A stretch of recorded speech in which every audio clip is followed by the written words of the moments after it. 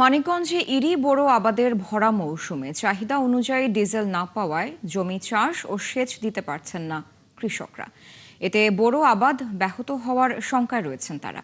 কৃষি কর্মকর্তারা বলছেন, জেলা আইনশৃঙ্খলা কমিটির সভায় সিদ্ধান্ত অনুযায়ী কৃষকদের চাহিদা মাফিক ডিজেল দিতে পেট্রোল পাম্পগুলোকে নির্দেশ দেওয়া হয়েছে। সহকর্মী মনিরুল ইসলাম মিহিরের প্রতিবেদনে বিস্তারিত।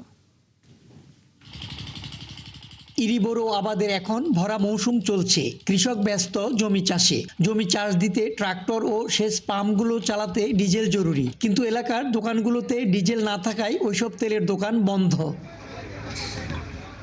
এদিকে ভোর থেকে ফিলিং স্টেশনগুলোতে কৃষকের দীর্ঘ লাইন ডিজেলের জন্য।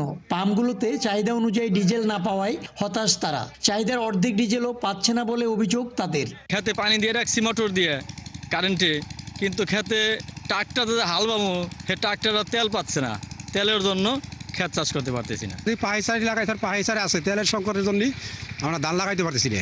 তেল প্রজেক্ট আছে, মেশিনের প্রজেক্ট আছে, ট্রাক্টর আছে, আমরা চাষাবাদ না করলে আপনারা খাবেন কি? তেল আনবে কিন্তু তেলই নাই, তেল লাখ বললো 20 লিটার, তেল 4 লিটার 5 লিটার। তবে পেট্রোল পাম্প কর্তৃপক্ষ জানায়, পাম্পে যে পরিমাণ ডিজেল মজুদ আছে সেখান থেকে সাধ্যমতো কৃষকদের সরবরাহ করা হচ্ছে। চাহিদা কেউ 50 লিটার 20 লিটার, আমরা 5 লিটার 10 লিটার করে দিতেছি। এই এক্সেস দেওয়ার কারণে আমাদের একটু সমস্যা হচ্ছে।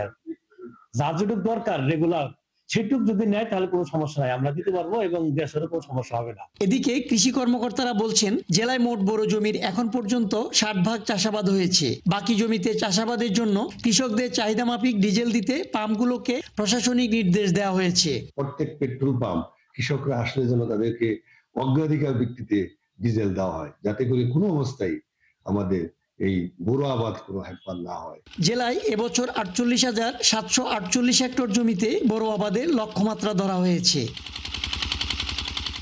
মনিরুল ইসলাম মিহির, 71, মানিকগঞ্জ।